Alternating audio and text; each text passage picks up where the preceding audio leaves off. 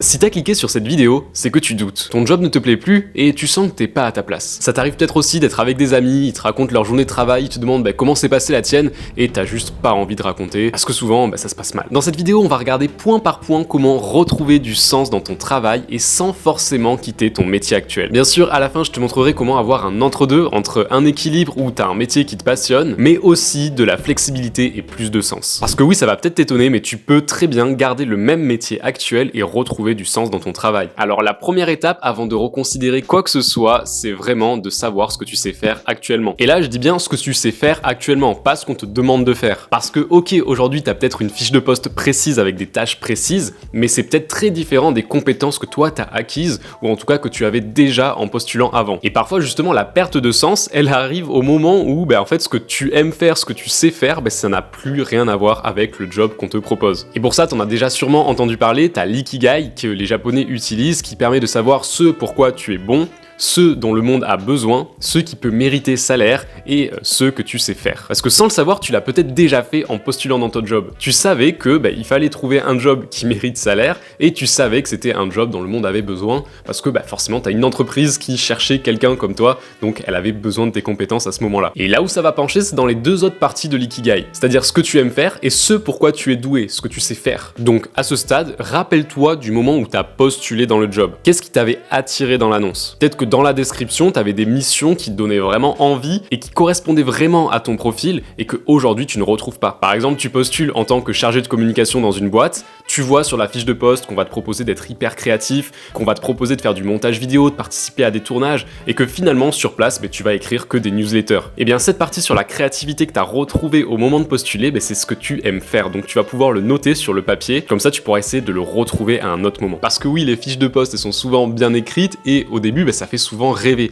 Donc note bien ce que tu avais aimé dans cette annonce. Souvent ça va correspondre à ce que tu aimes faire. Et c'est exactement ce qui s'est passé avec mes expériences précédentes. On me parlait beaucoup de créativité dans mes missions, sauf qu'à la fin j'étais loin d'être créatif et je faisais des tâches vraiment très techniques et répétitives. Et à ce moment-là je me disais c'est mes premières expériences, je peux pas les gâcher en faisant que des trucs qui me plaisent pas. Il faut que j'arrive à prendre de l'expérience et il faut que j'en demande plus. C'est pour ça que j'ai demandé directement à mes supérieurs si je pouvais bosser sur des projets un peu plus créatifs. J'ai été force de proposition et je leur ai demandé directement des projets qui moi me plaisaient, tout en me souvenant qu'il fallait que ce soit aussi utile à la boîte. Et en faisant ça, finalement, j'ai réussi à obtenir du coup ces nouvelles missions plus créatives. Je suis donc passé d'une phase où vraiment je commençais à plus trouver de sens dans mon job à une phase où je retrouvais un peu de créativité, ça m'a remis du boost et vraiment j'étais hyper content d'avoir fait cette demande. Donc aujourd'hui, vraiment c'est la toute première étape que tu peux faire, trouver ce que t'aimes faire, trouver ce pourquoi tu es doué et pourquoi pas le proposer à ton entreprise si ça se passe bien avec eux et essayer de voir si tu peux pas retrouver ce que tu avais lu initialement dans la fiche de poste. Parce que tu vois, quand j'ai fait ça, j'étais alternant et pourtant j'ai vraiment dirigé un projet de A à Z. J'ai parlé avec le réalisateur, j'ai pu prévoir le tournage, interroger des personnes et finalement c'est un des projets qui ressemble le plus à ce que je fais aujourd'hui. Donc tu vois, j'ai bien fait de demander à ce moment-là. Bon, ça tu t'en doutes, c'est la partie la plus évidente.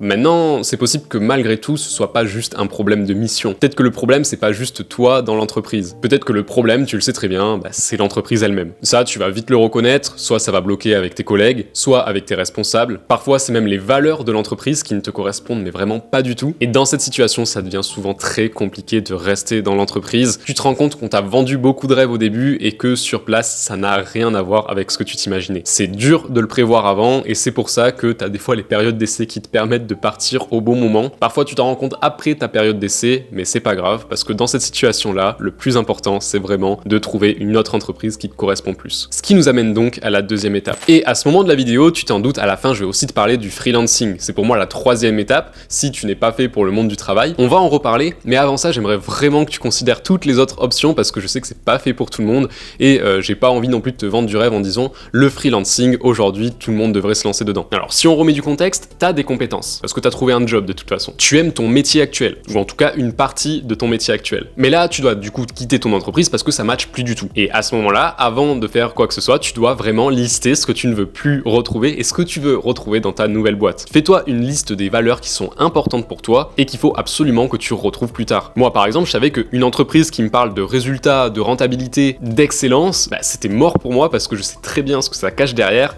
et souvent on n'en a rien à faire de l'humain après. Et surtout moi, me lever le matin pour aller chercher l'excellence et le résultat pour un mec que je connais même pas en haut de sa tour, ça m'intéressait pas. Et maintenant, pour pas te faire piéger, parce que oui, sur la fiche de poste, tu peux avoir des très belles valeurs et en réalité, comme on l'a vu, ce n'est pas du tout pareil, et bien à ce moment-là, moi ce que je te conseille de faire, c'est d'aller sur LinkedIn et de regarder les anciens employés de la boîte. Tu peux regarder ça dans la barre de recherche, tu vas pouvoir taper les anciens employés et tu vas prendre contact avec eux tout simplement en leur expliquant ta situation et en leur demandant un peu des informations et ce qu'ils pensaient de la boîte dans laquelle ils étaient. Et c'est important de prendre des anciens employés parce que les employés qui sont actuellement vont avoir du mal à t'en parler. J'ai fait le test parce qu'à un moment donné, je postulais dans des boîtes. Dès que j'avais un petit doute sur la boîte, vraiment, je voulais contacter des gens pour savoir comment ça se passait à l'intérieur. Et je me rendais compte que les gens qui étaient dans la boîte, des fois, n'avaient même pas le droit d'en parler. Ils me disaient clairement, là aujourd'hui, je suis désolé, mais je peux pas t'en parler parce que je suis dans la boîte et je veux mettre personne à dos. Déjà, ça c'est un signe un peu particulier. Et même les personnes qui m'en parlaient, du coup, m'en disaient forcément que du bien. Et c'est au moment où je demandais aux anciens employés que j'avais le plus d'informations. Ils me disaient clairement que ça s'était bien passé, mais. Et quant à ce mais, c'est que vraiment, ça cache des choses. Et vraiment, si je peux te donner le meilleur hack, c'est que tu lui demandes pourquoi t'es parti de l'entreprise. Et si la personne, déjà, elle n'ose pas te répondre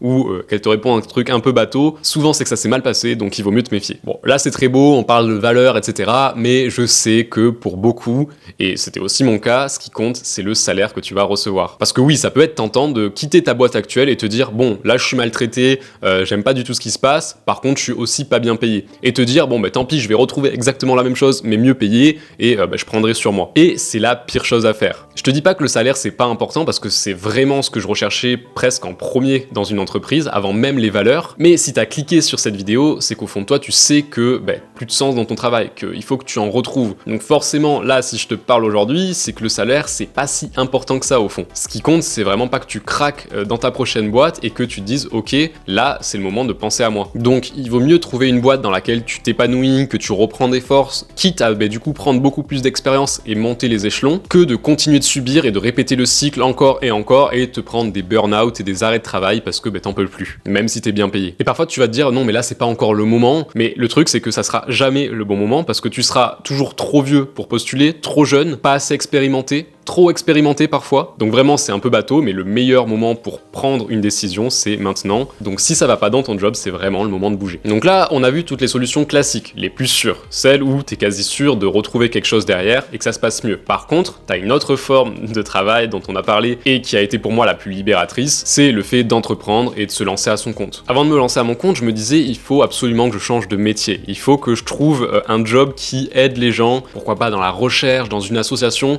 bref je m'étais dit bon là faut que je revoie totalement tout mon CV et que je recommence de zéro. Et finalement en me lançant à mon compte je me suis dit bon je vais quand même utiliser les compétences que j'avais déjà, je vais me former à côté et j'ai choisi le marketing. Donc c'est pas le domaine où tu te dis je suis en train de sauver des vies. Et finalement même en bossant dans le marketing aujourd'hui, je trouve qu'il y a vraiment du sens dans mon travail. J'ai compris que la clé, c'est pas le job que tu exerces, c'est la façon dont tu vas l'exercer. Or, en entreprise, tu as une fiche de poste, elle est cadrée. Tu dois faire plaisir à ton ou ta supérieure, et pareil pour tes managers, le patron de ta boîte. Bref, tu penses d'abord aux autres qui sont au-dessus de toi avant de te penser à toi. À la base, un métier, c'est pour répondre à une problématique. Les gens ont besoin de pain pour manger, il va y avoir un boulanger. Mais en entreprise, surtout dans les grosses boîtes, t'es rarement en relation avec le client final. Finalement, tout ton travail, tu vois pas toujours les résultats derrière. T'as pas l'impression d'être hyper utile et à chaque fois qu'on te dit il faut avoir plus de résultats, les clients sont pas satisfaits, toi tu les vois pas ces clients là, donc finalement c'est dur de te rendre compte des choses. Pareil, quand tu vas faire des heures supplémentaires, tu vas le faire pour satisfaire ton patron, pour être bien vu. Parfois même tu vas juste te dire non mais il faut que je reste jusqu'à 18h, jusqu'à 19h,